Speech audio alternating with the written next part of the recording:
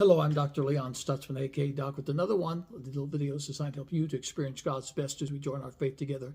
And this week we're joining our faith together, believing God for a little help along the way, because you're on a journey, just like Mary and Joseph. They were going from Galilee, the enclosed circle, to the city of Bethlehem, the house of bread, the place of God's divine provision, where Christ would be born. Mary's bitter. Her name means bitterness, bitterness to blessing. How do you move from bitterness to blessing? Maybe you're going through a bitter time in this Christmas season. How do you move from bitterness to blessing? Mary had a right to be bitter. She was second-class citizen. She wasn't a second-class citizen. She was chattel. She belonged to her husband. She had something growing on the inside of her that she really didn't understand. And she's on a long trip, and she's a pregnant lady. She had a lot to be bitter about.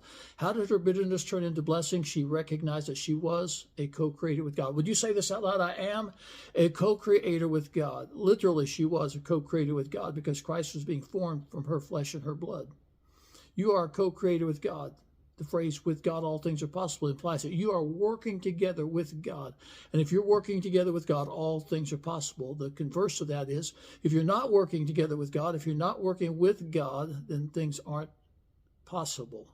You need to recognize you are a co-creator with God. There's this great audacious verse of Scripture in the book of Isaiah, the 45th chapter, the 11th verse, Isaiah 45, verse 11. Thus saith the Lord, the Holy One of Israel and his Maker, ask of me things to come concerning my sons, and concerning the works of my hands command ye me. Did you hear that? God said, concerning the works of my hands command ye me. First, he said, ask, get the mind of God. And if you've got the mind of God, you're going to ask for the right things. Ask of me concerning my sons.